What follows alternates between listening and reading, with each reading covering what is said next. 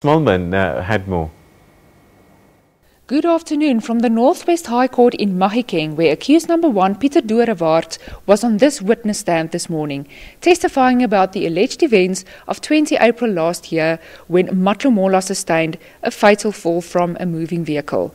Now, it is common cause by this stage that Bonakele Pakisi, the one and only alleged eyewitness to all of this, testified about 2 weeks ago that he saw Schutte throw Matlomola off the moving vehicle, after which he was kidnapped alongside a critically injured Matlomola, assaulted, shot at, and also force-fed copious amounts of alcohol.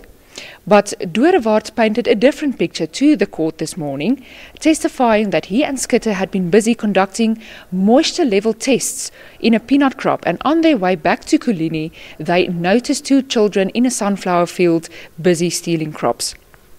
Doorwaard told the court that farmers in the area have been suffering great financial losses because of this type of crop theft, and that he had executed between 6 and 10 similar citizens' arrests in the past.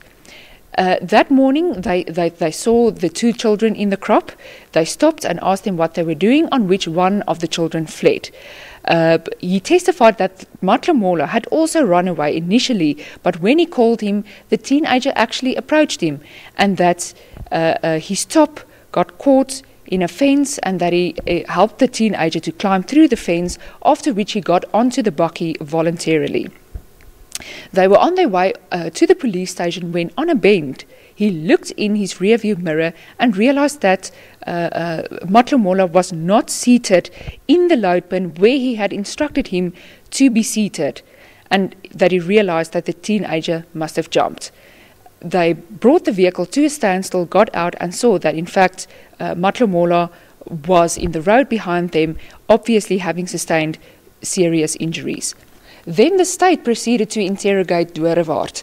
It became clear from Advocate Rapula Molefe's line of questioning that if the state is to not be successful in securing a conviction on a murder charge, he at least wants to push for a conviction on a charge of culpable homicide.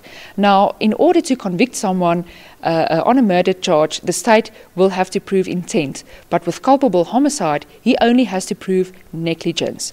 In that regard, he asked Doorwaard, did you do everything in your power to secure the safety of Matlomola on your way to the police station?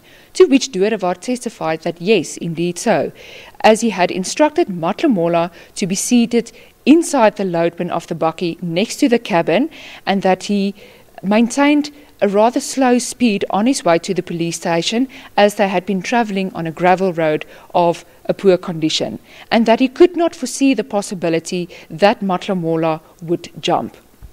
He added that Matlomola actually had ample opportunity to escape on their way to the police station, as they made some stops along the way in order to look for his alleged accomplice. The state did not conclude with its cross-examination of Doorwaard today, and will continue to do so tomorrow, after which it is expected that Schutte will also be called to testify. Back to the studio.